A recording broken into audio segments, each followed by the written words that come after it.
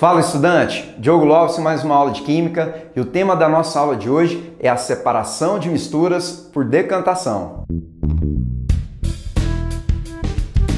Então, estudante, na nossa aula de hoje nós vamos aprender um método de separações extremamente simples, porém importante, que é a chamada decantação.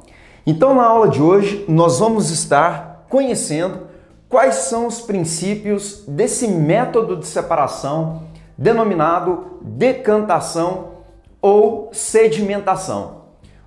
Quais são os princípios deste método?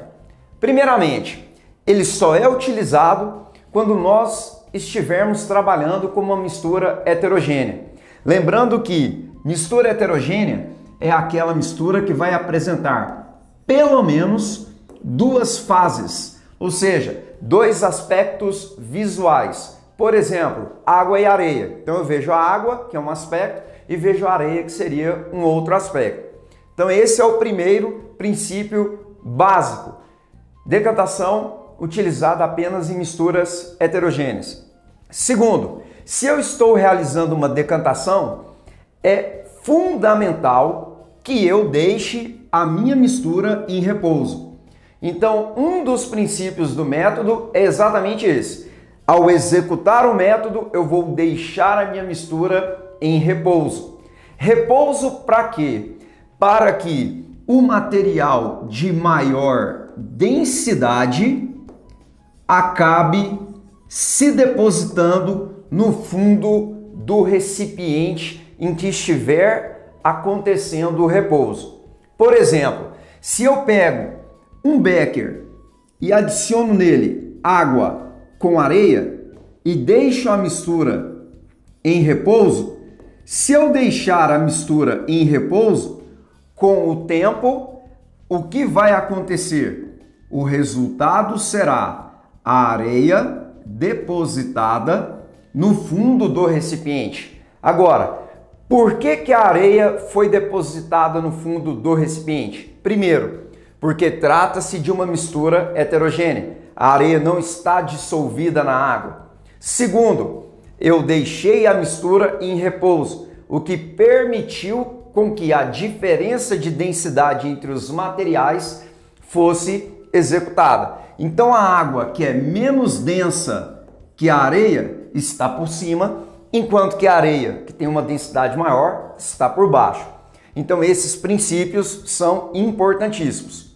Segundo aspecto, o terceiro aspecto, em que tipo de misturas heterogêneas eu vou optar em realizar esse método de separação? São dois tipos. Misturas heterogêneas, onde eu vá ter a presença de dois ou mais líquidos, desde que esses líquidos não se dissolvam entre si. Ou seja, é o que nós chamamos de líquidos immiscíveis. Então, um exemplo, água e álcool. Esse método de separação ele não se aplica, porque água e álcool formam uma mistura homogênea, porque são líquidos miscíveis. Já no caso de água e óleo, o método se aplica, porque água e óleo são immiscíveis, um não dissolve o outro. E no caso de uma mistura heterogênea, como eu já indiquei, formada por sólido e líquido, desde que esse sólido não se dissolva no líquido.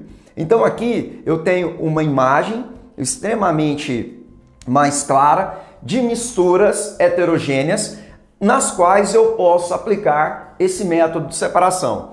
No becker à esquerda eu vejo aqui a areia no fundo do recipiente, a água no centro do recipiente e o óleo acima da água.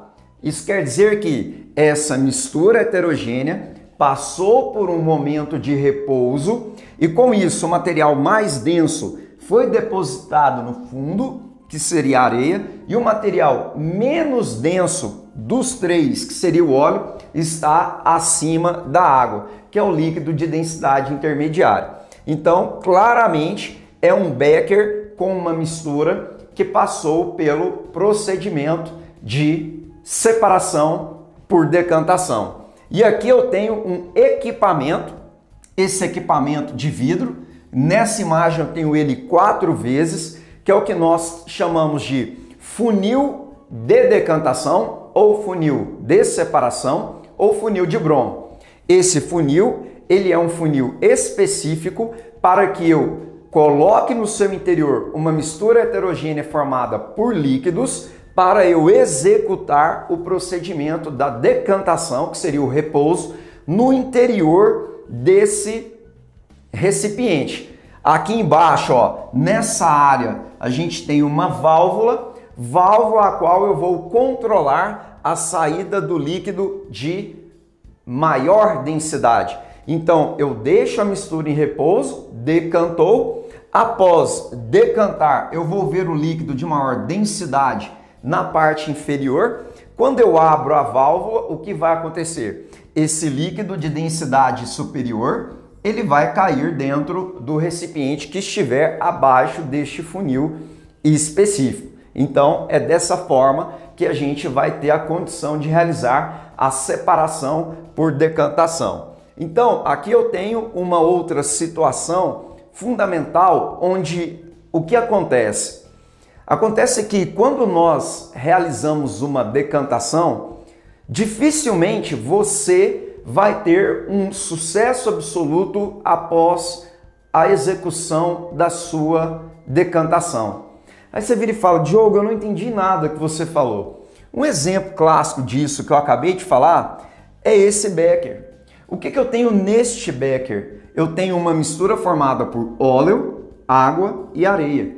Passou por decantação. A decantação fez com que agora eu veja os materiais separados, porém eles continuam dentro do mesmo recipiente.